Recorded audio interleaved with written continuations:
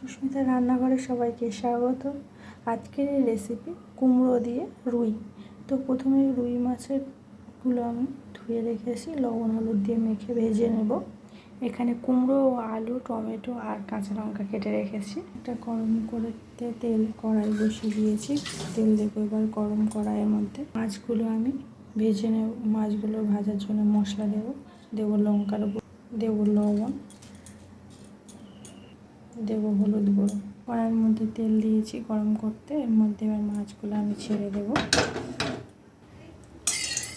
তেলটা আমার হয়ে গেছে গরম। মাছগুলো ম্যারিনেট করে নিচ্ছি। মাছগুলো ছেড়ে দেবো, ভেজে নেবো।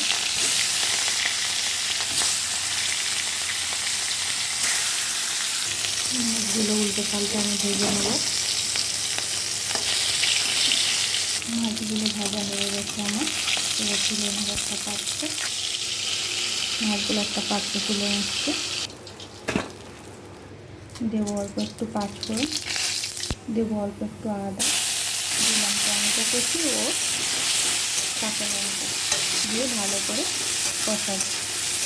টমেটো আদার কাঁচা অংশটা চলে যাবে, কাঁচা গন্ধটা যতক্ষণ না যায় ততক্ষণ ভেজে নেবো। দেবো কেটে রাখা আলু কুমড়োগুলো,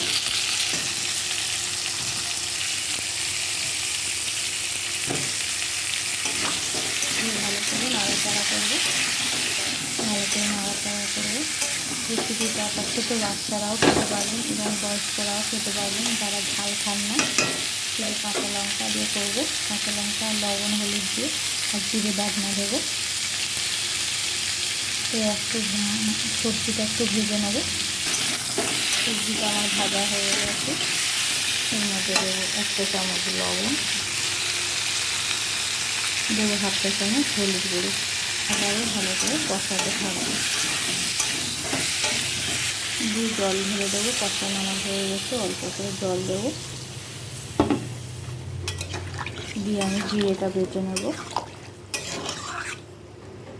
ঢাকনা দিয়ে রেখে দেবো, ফিরে আসছি 1 মিনিট পর। বেটে নেব জিরে, শিলের মধ্যে বেটে নেব। জিরে বাটা আমার হয়ে গেছে, এবার তুলে নেব একটা পাত্রে।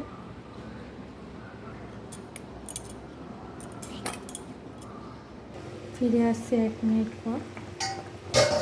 দেখুন ঝোলটা এখনও একটু হবে, এখনও ফুটছে। আলু কুমড়ো মোটামুটি আমার সিদ্ধ হয়ে গেছে।